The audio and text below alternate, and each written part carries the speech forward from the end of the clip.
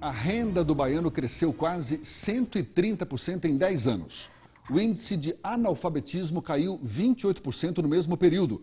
É um grande avanço. Mas a Bahia ainda continua com índices baixos quando comparados com a média brasileira. São dados do Censo 2010, que foram divulgados hoje e traçam o perfil de cada estado. E o BATV mostra agora um pouco da nova cara da Bahia. Para analisar os dados, nós convidamos o coordenador do IBGE na Bahia, Joilson Rodrigues, que está aqui no estúdio com a gente. Boa noite, Joilson. Boa noite, Kátia. Boa noite, Jefferson. Boa noite. A gente então vai acompanhar primeiro alguns dados. Vamos a eles. A taxa de analfabetismo no Brasil é de 9,63%. Na Bahia, o índice é de 16,59%. 18,71% dos brasileiros cursam ou já concluíram o ensino superior. Na Bahia, a taxa cai para 11,29%. Só é maior do que a dos estados do Maranhão e Pará. 6,13% dos brasileiros não têm água encanada. Na Bahia, o índice é quase o dobro, 12,07%.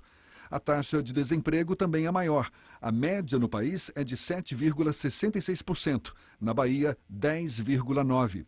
O salário médio no Brasil é de R$ 1.212. Na Bahia, R$ 815.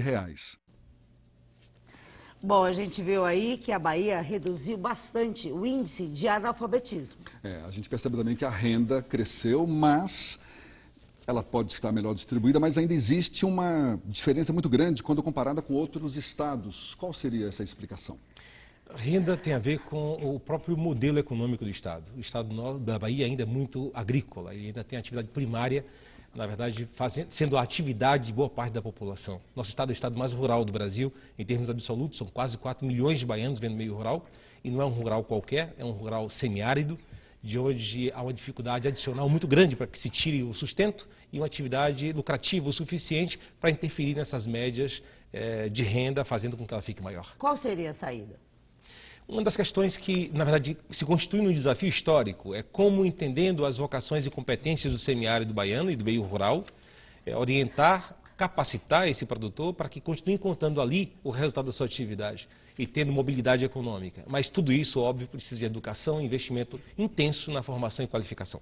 A gente tem dados também em relação à renda comparada entre brancos e negros. A gente queria mostrar, olha só, a diferença de salários. Aqui na Bahia, os brancos ganham 80% a mais do que os negros. Em Salvador, os brancos chegam a ganhar 190% a mais do que os negros. Como é que o senhor avalia esses dados? É um dado paradoxal e inaceitável sobre todos os aspectos. A gente está vendo um estado e uma capital, que é a capital mais negra do Brasil, que tem a sua cultura, a sua identidade como estado muito calcado na cultura negra e na característica negra, e ainda assim preserva, a despeito de tantos anos pós-escravatura, uma diferença de rendimento. Só que isso é apenas, digamos, o resultado de um outro processo que tem a ver com acesso.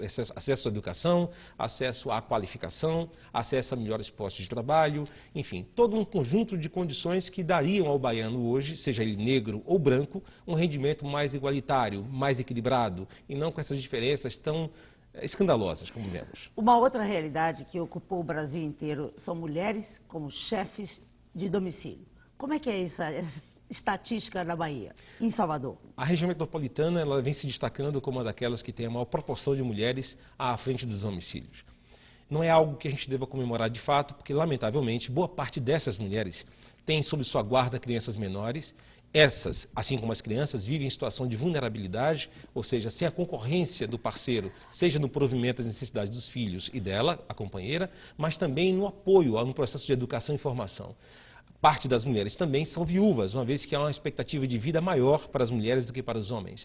Então, pensando nesses dois primeiros grupos, de fato é algo que deve causar alguma preocupação, porque a gente está falando sobre pessoas que padecem alguma medida da carência, da ausência de um companheiro. Mas não é para comemorar. Não, não é, infelizmente.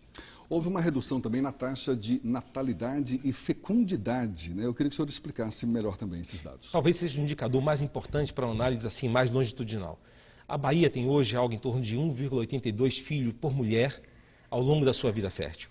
O Brasil em torno de 1,36. Significa dizer que é muito abaixo do necessário para repor a população à medida que os mais velhos vão morrendo.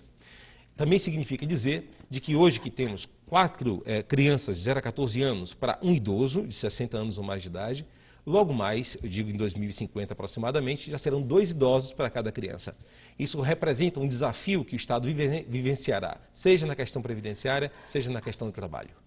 Obrigada, Jailson, pela sua participação. Eu gostaria até de pedir, dá para fazer um retrato 3x4 rapidinho do povo baiano? Dizer rapidamente de que a Bahia vem superando muitos desafios, tem potência, capacidade humana para isso, e que nosso desejo é que o próximo censo, em 2020, possa trazer resultados ainda mais animadores, que nos dê uma direção de sucesso. Seu Jailson, muito obrigado, uma boa noite. É um prazer.